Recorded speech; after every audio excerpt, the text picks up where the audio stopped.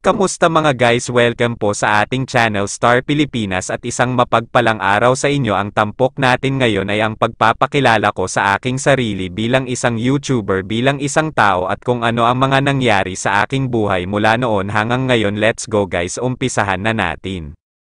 Ako si Joseph Angeles, ipinanganak December 26, 1974, ang nanay ko ay si Violeta Angeles at ang tatay ko ay si Jose Tisgo. Ang nanay ko ay isang Filipina, half Spanish at half Filipino dahil ang tatay niya ay isang Kastila at Filipino naman ang kanyang nanay. Ang tatay ko naman ay isang pure Chinese na napadpad sa Pilipinas dahil sa negosyo ng kanyang mga magulang. Bata pa lamang ay negosyo na ang kanilang inaatupag dito sa Manila, kaya kahit papaano ay maayos ang buhay nila nung mga panahon na yon at nagkakilala sila ng aking ina sa pamamagitan ng pagnenegosyo sa Divisoria ng aking ama at tindera naman ang aking ina. Isinilang ako sa Dagupan, Tondo, Manila at ang tangi kong kasiyahan ay sila ang naging mga magulang ko dahil maayos at mabuti silang mga magulang. Nag-aral ako ng elementarya sa Rizal Elementary School at high school naman sa Lacandula High School. Sinundan ng vocational sa kursong Drafting Arts dahil sa pagkahilig ko sa arts lalo na sa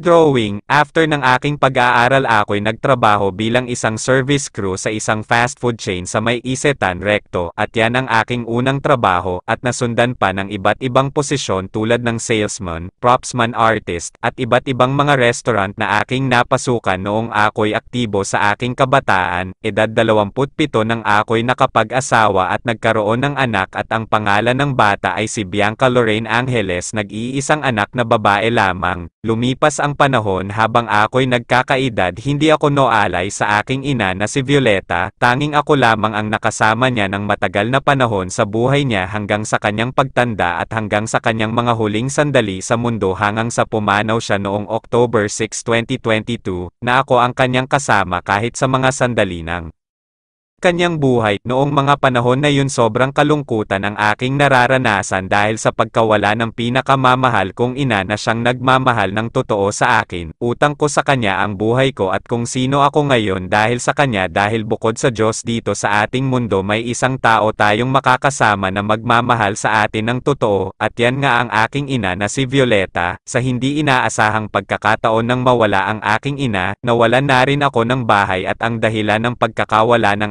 aking bahay ay ang pagsira dito ng walang anumang permit at ang masakit pa sa nangyari na damay pa ang aking pinagawang popahan na tangi ko sanang pagkukuhanan ng income sa mga darating na panahon. Nakikitira na lamang ako sa isang kaibigan na nagmamalasakit sa akin buhat pa noong nawala ang aking ina, nawala ang aking bahay pati na rin ang income na makakatulong sana sa aking buhay. Sa mga oras na ito tanging YouTube ko ang aking inaasahan na makakapagbigay ng pag-asa sa akin sa mga darating na panahon habang inilalaban ko ang aking karapatan bilang isa sa may-ari ng bahay o property ng aking ina na si Violeta. Nais ko na mabigyan ng hustisya ang ginawang labag sa batas na pagsira ng isang property na walang pahintulot o permit.